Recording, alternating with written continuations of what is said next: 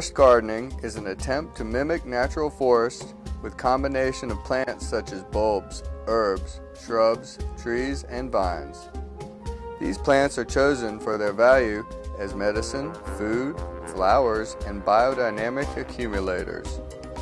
The intention is to meet human needs by developing a self-perpetuating perennial system comparable to the biblical Garden of Eden. But right off the bat, this is what we more or less call a forest garden. Edible forest garden. Here, black locust, another heart nut, black locust. What the heck? Left this service berry right here. Here's some elderberry right there. Elderberry. And then just pop them in the ground. I need to cut this beech back. And then put newspaper around them and let them get established. And at some point along here, we'll come back in and we'll reclip all this brush down and cardboard the whole thing.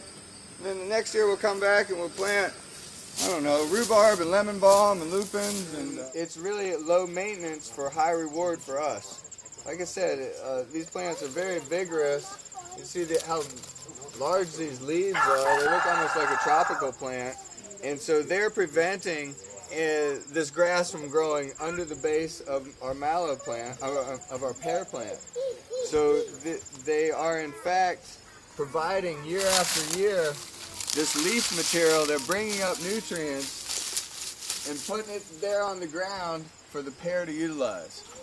So this is a symbiotic relationship we're trying to create here, and one that is perennial in nature, that doesn't necessarily need a lot of day-to-day work and attention, but will give us greater and greater rewards year in and year out. You see this elecampane starting to seed some more. That's fine by me. Spread this right around. A little flick. And so that, as well as we go, will be an example of sort of what we got going on with the polyculture of plants that are edible and useful for us. It's more or less like traditional landscaping, except for each plant has a purpose.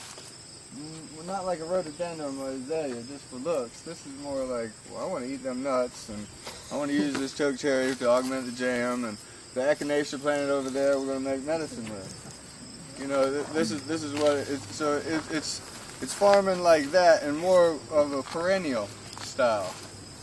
Because the great thing about perennials and so forth, you know, that peach tree is just going to get bigger and better every year. Same with the hazelnut, same with the chokecherry. That's how perennials work. So it's a longer term investment. Now I've just seen, you know, first butternuts, my first black walnuts off trees we planted nearly 15 years ago. But I'm optimistic, you know, in 50 years there'll be bushels of the things. And so it's a different kind of investment.